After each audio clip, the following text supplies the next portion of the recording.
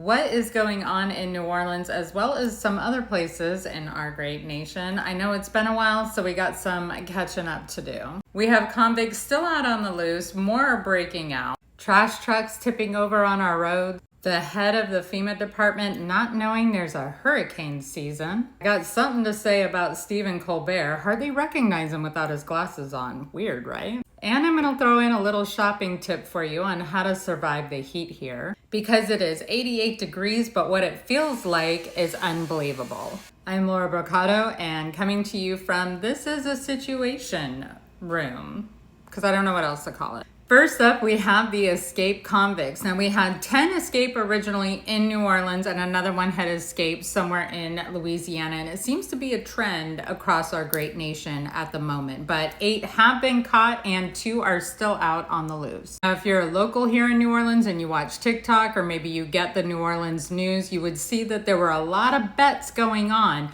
as to who was going to get caught next and how.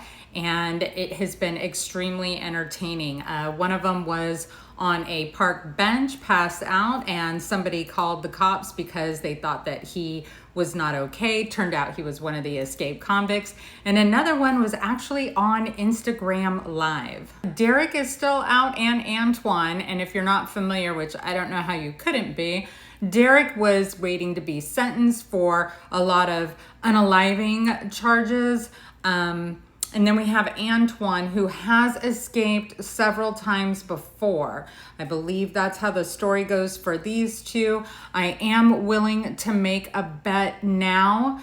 I think Derek is going to win this. Antoine's going to be captured next. Derek has a whole history of run-ins with the police, dating back to his grandmother was unalived inappropriately.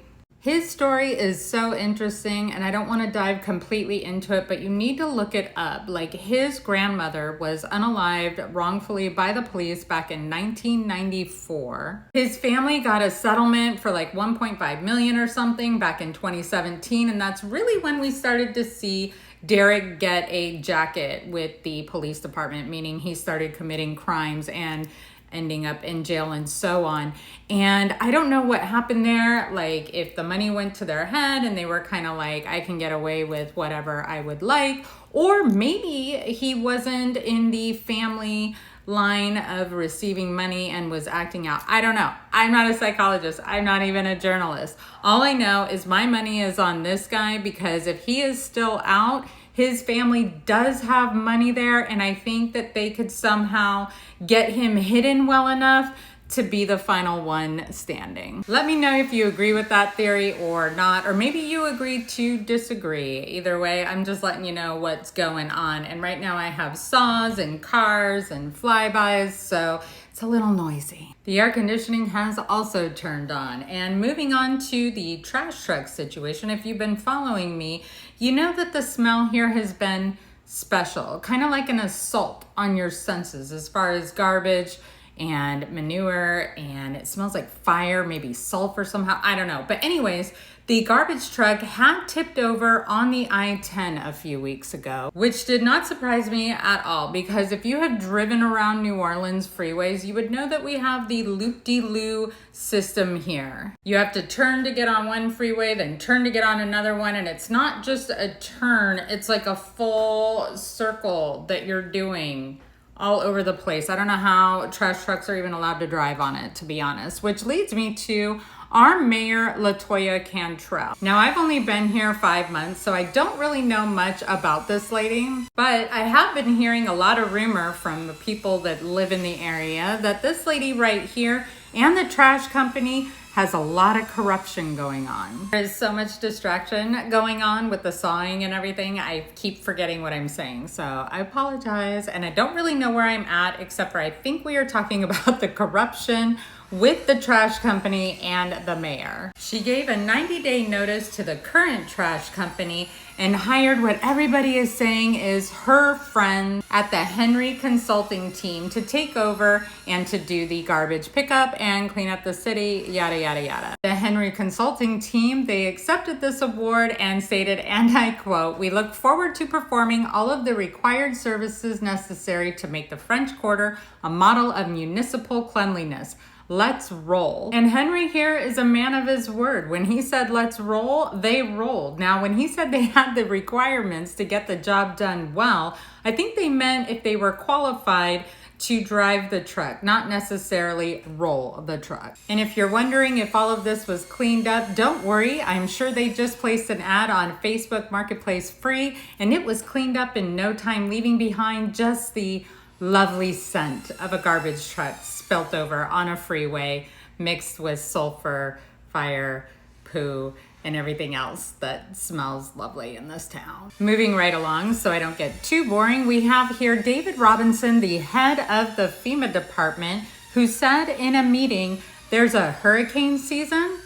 Now, it has gotten a ton of backlash all over the daily news because how could the head of the FEMA department not know that there was a hurricane season? And the FEMA department actually released a statement saying that it was made in jest, like it was a joke. There's a hurricane season, which honestly sounds like something I would say, because I'm assuming that if I was this man, I have been hearing all day long from all the know-it-alls letting me know there's a hurricane season.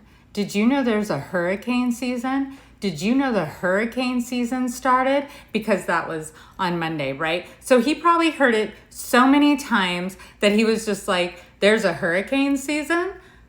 But it didn't go over so well for FEMA. In fact, everybody is making fun of them and now blaming FEMA for incompetency. Now, if the head of FEMA doesn't know there's a hurricane season, how could they possibly delegate hurricane funds to damages that have happened in hurricanes? If you live in New Orleans like I do, you would see that there is a hospital in the middle of mid-city that is abandoned, and that thing has been abandoned since Katrina. For 20 years, this hospital is taking up blocks because FEMA never came in to help this city during the hurricane disaster of Katrina. And I found out yesterday that the damages in North Carolina from Hurricane Helene has also not been addressed, and in fact, FEMA has pulled out of helping them. So a little joke like that made in jest, there's a hurricane season, is not so funny to the people that are suffering 20 years later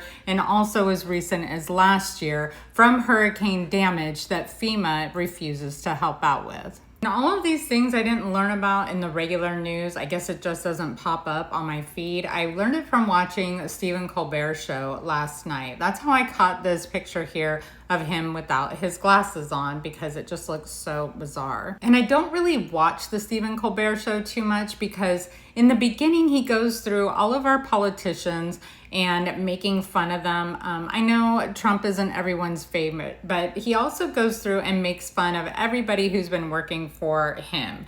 The whole Elon thing, I also find funny, and I can't wait to watch this play out. I will be saying something about it next week because damn. But he made fun of him. He also made fun of Kash Patel, not for his policies necessarily, but that he was a tiny man and looked like he needed to be in a high chair with diapers and so on. He called Robert F. Kennedy a sausage head, which I guess could be funny. It just sounded really bullying to me. And I get it. It's satire. It's comedy. You want to make fun of people in poor taste. But I am a firm believer that if you're going to throw stones, don't live in a glass house. Because with his glasses off, I never realized just how crooked and strange this man's ears were. Guys, this is a man who was bullied terribly as a child. Period. I also heard on this show that our president does not like to read his daily briefing. In fact, he has only read a total of 14 since he has been in office, whereas Biden had read 90 at this point. Their solution is to put together a daily video in the format of Fox News because he likes to intake information by watching Fox News. Now, at first, I may have had a little chuckle that our president doesn't want to read, but then I thought about, how do I take in information from other TikTokers or people on Reels or YouTube putting together videos like this, or even Stephen Colbert with his crazy ears? So why shouldn't he get his daily briefing through a Fox video news report type thing? Because then at least he is getting the information. And what is scarier than the fact that our president doesn't want to read is the fact that our president doesn't know what his daily briefing is. So I'm just going to go with the latter and say, put that video together in the most Fox format news you possibly can so that he knows what is happening every day.